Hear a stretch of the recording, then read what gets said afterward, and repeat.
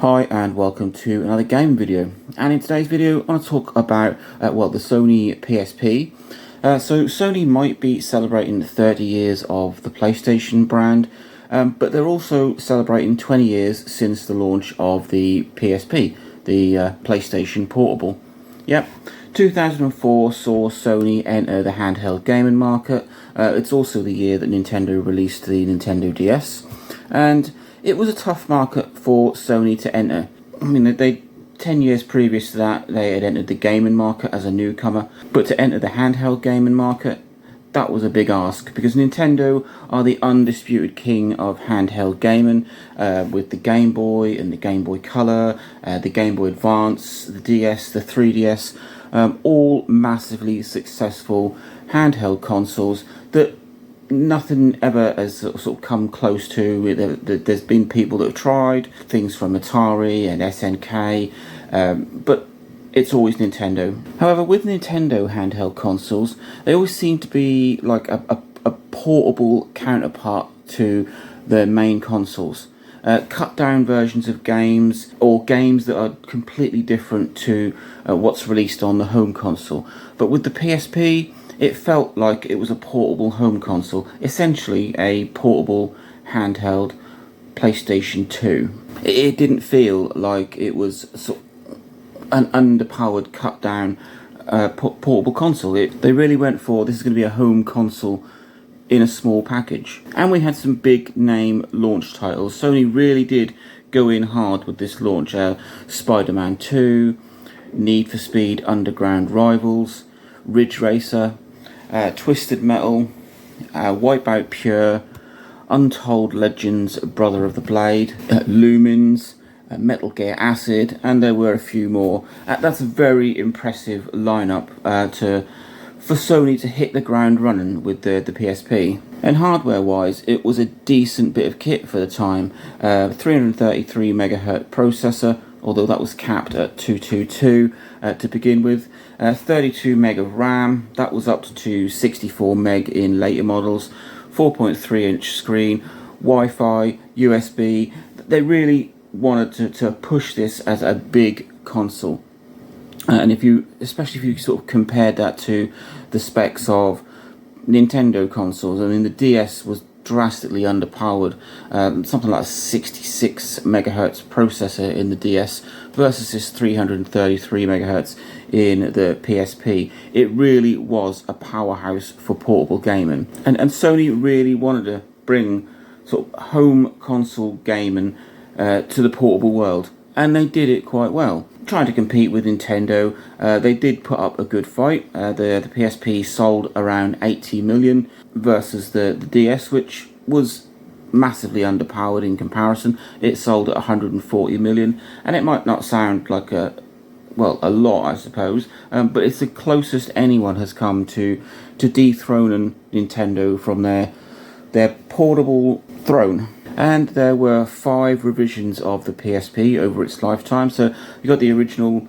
1000 model, the 2000 and the 3000 had a slightly slimmer feel to them, increased system RAM, the screens were better on the 2000 and the 3000. I think they also had video out, which wasn't on the original model. Then you had the E1000.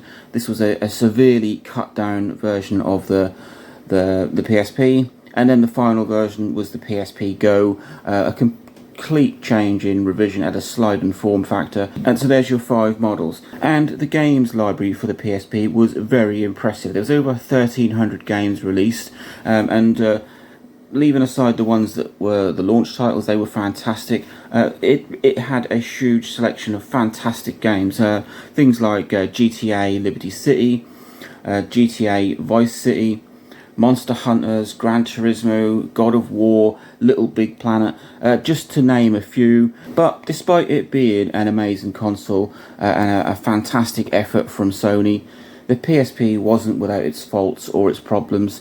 One glaring issue is, and everybody says this, is the lack of a second stick. I think that really did hinder the way that the PSP was perceived. I never really understood why Sony only put one stick on, but it made 3D games quite difficult to play, and considering Sony were touting this as a portable PlayStation, and the PS1 and the PS2 had twin sticks, it really was a bit of an odd move. And then we take a look at the other problem with the PSP, and it's the media that it used. So while everyone else was using cartridges, Sony decided that they want like a little mini DVD in a case called a UMD, or a Universal Media Disc, and it was great because it could hold a huge amount of data, around a gig I think, versus whatever the cartridges that Nintendo were using.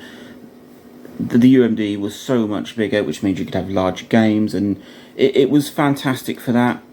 But they were really quite slow, very noisy. They did impact on battery life quite a bit, and became quite unreliable. Some of the problems with the UMD was overcome with later models, because they upped the internal RAM from 32 meg to 64 meg, just to try and give that a bit of a faster loading speed, but it just wasn't the most fantastic medium to use. When Sony released the sequel to the PSP, they dropped that and went back to cartridges like everyone else. So the PSP was a fantastic console. Currently I don't own one, but I am looking to pick one up shortly. I'm a big fan of its not very successful sequel, the PlayStation Vita. I think Sony learnt quite a bit from the PSP with the Vita. They still made a lot of mistakes with the Vita, but the PSP will always be the mark of when handheld gaming became a decent alternative to home consoles rather than just a sort of counterpart. And it was an amazing console, bringing home console gaming to the portable world, something that carried on after that with the PS Vita, the Nintendo Switch and the Steam Deck. It marked a shift in handheld consoles being underpowered, having different games. It was a turning point for gaming. So like I said, I don't currently own one, looking to pick one up again, because the PSP is just a part of gaming history. There are rumours that Sony are entering the portable games market again, and if they do, if they release a PSP 2 or a PS Vita 2, whichever they decide, it could build on such a gaming legacy, that they just need to learn from their mistakes. The PSP wasn't perfect, the PS Vita wasn't perfect, and if they do want to jump back into the portable console market, then they do need to just learn from the mistakes. So that's it. The PSP is 20 years this year, and it's left a legacy with gamers and the way that we look at handheld gaming, and fantastic. So let me know if you were a fan of the PSP, or are you still a fan of the PSP. I mean, it's a great console. It's very easy to soft mod. Then you can load games directly onto a card. It can be used for homebrew. It's a superb console, and let me know if you were a fan or not. Maybe you've still got one, maybe you still play one, maybe you've got a modded one. Let me know. Link, like, subscribe, enjoy.